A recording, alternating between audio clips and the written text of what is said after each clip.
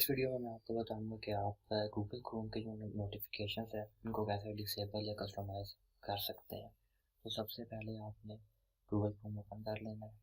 Open करने के बाद आपने उसकी सेटिंग्स में जाना है। सेटिंग्स यहाँ से आएंगी, ये प्लीज़ सेटिंग्स ओपन कर लें।